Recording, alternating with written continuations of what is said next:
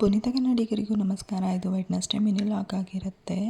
ಇವತ್ತಂತೂ ನನಗೆ ಬ್ರೇಕ್ಫಾಸ್ಟ್ ಮಾಡೋಕ್ಕೆ ಮನಸ್ಸೇ ಇದ್ದಿಲ್ಲ. ಯಾಕಂದರೆ ರಾತ್ರಿಯೆಲ್ಲ ಸರಿಯಾಗಿ ನಿದ್ದೆನೇ ಆಗಿಲ್ಲ. ಎಷ್ಟೊತ್ತು ಬೆಡ್ ಮೇಲೆ ಆ ಕಡೆಯಿಂದ ಈ ಕಡೆ ಒದ್ದಾಡ್ತಾನೇ ಇದ್ದೆ.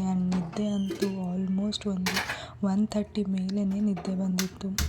ನಿಜವಾಗ್ಲೂ ಬೆಳಗಿನ ಕನಸು ನಿಜ ಆಗುತ್ತೋ ಇಲ್ವೋ ನನಗಂತೂ ಗೊತ್ತಿಲ್ಲ. ಆದರೆ ನನಗಂತೂ ಬೆಳಗಿನ ಜಾವ ಒಂದು ಕನಸು ಬಿದ್ದಿತ್ತು. ಅದನ್ನು ನಾನೇನು ಅಂದ್ಕೊಂಡಿದ್ದೀನಿ ನಿಜವಾಗ್ಲೂ ಅಂತೇಳಿ ಕಣ್ಬಿಟ್ಟು ನೋಡಿದ್ರೆ ಅದು ಕನಸಾಗಿತ್ತು. ಏನಾದರೂ ಒಳ್ಳೆ ಕನಸು ಬಿದ್ದಿದ್ರೆ ಅದು ಖುಷಿ ಆಗುತ್ತೆ. ಬಟ್ ಯಾವಾಗಾದರೂ ಬೆಳಗಿನ ಜಾವ ಕೆಟ್ಟ ಕನಸು ಬಿದ್ದಿದ್ರೆ ನನಗಂತೂ ಭಯ ಆಗ್ತಾ ಇರುತ್ತೆ. ಅದಾಗ್ಬಿಡುತ್ತೇನೋ ಅಂತ ಹೇಳಿ. ರಾತ್ರಿ ನಿದ್ದೆನೇ ಬಂದಿದ್ದು ಲೇಟಾಗಿತ್ತು ಆ್ಯಂಡ್ ಮಲ್ಕೊಂಡಿದ್ದು ಸರಿಯಾಗಿ ಮಲ್ಕೊಂಡಿಲ್ಲ. ಅದರಲ್ಲೂ ಈ ಕನಸು ಬೇರೆ. ಆ್ಯಂಡ್ ಇಷ್ಟೆಲ್ಲ ಆಗೋಷ್ಟೊತ್ತಿಗೆ ಟೈಮ್ ನೋಡಿದ್ರೆ 6:30 ಆಗಿತ್ತು. ಇನ್ನು ಬ್ರೇಕ್ಫಾಸ್ಟ್ ಪ್ರಿಪೇರ್ ಮಾಡೋಣ ಅಂತೇಳಿ ಎದ್ಬಿಟ್ಟೆ. ನನಗೆ ಯಾವ ಥರ ಅಂದರೆ ನೈಟ್ ಟೈಮು ನಿದ್ದೆ ಕರೆಕ್ಟಾಗಿ ಆಗಬೇಕು. ಆವಾಗ ಬೆಳಗ್ಗೆ ನಾನು ಆ್ಯಕ್ಟಿವ್ ಆಗಿರ್ತೀನಿ.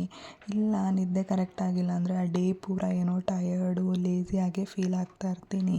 ಮತ್ತು ಏನಾದರೂ ಮಾತಾಡಿದ್ರೂ ಸಾಕು ಬೇಗನೆ ಇರಿಟೇಟ್ ಆಗಿಬಿಡ್ತೀನಿ.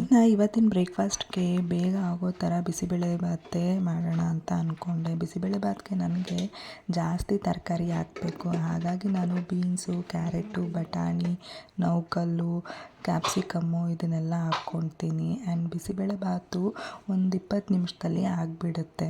ಬಿಸಿನೀರು ಕುಡಿಯಬೇಕಾದ್ರೂ ಅಷ್ಟೇ. ನಾನಂತೂ ಆ ಕನಸು ಬಗ್ಗೆನೇ ಯೋಚನೆ ಮಾಡ್ತಾ ಇದ್ದೆ. ನನಗೆ ಯಾವುದಾದ್ರೂ ನೆಗೆಟಿವ್ ವಿಷಯ ಇಲ್ಲ ಏನಾದರೂ ಕೆಟ್ಟ ಕನಸು ಬಿದ್ದರೆ ಅದರದ್ದೇ ಡೇ ಪೂರ್ತಿ ಯೋಚನೆ ಮಾಡ್ತಾ ಇರ್ತೀನಿ. ಆ್ಯಂಡ್ ನಮ್ಮಮ್ಮ ಹತ್ರ ಕೇಳಿದಾಗ ಹೇಳಿದ್ರು, ಅದೆಲ್ಲ ಏನಾಗಲ್ಲ, ಸುಮ್ಮನೆ ಇರು, ನೀನು ಯಾಕೆ ಅಷ್ಟೊಂದು ಅದ್ರ ಬಗ್ಗೆನೇ ಯೋಚನೆ ಮಾಡ್ತೀಯ ಅಂತ ಹೇಳಿ.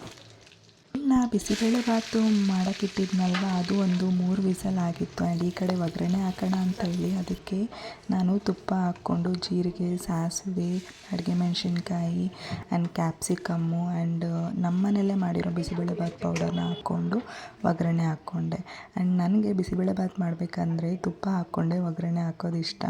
ಎಣ್ಣೆ ಹಾಕಿದ್ರೆ ಅಷ್ಟು ಇಷ್ಟ ಆಗಲ್ಲ.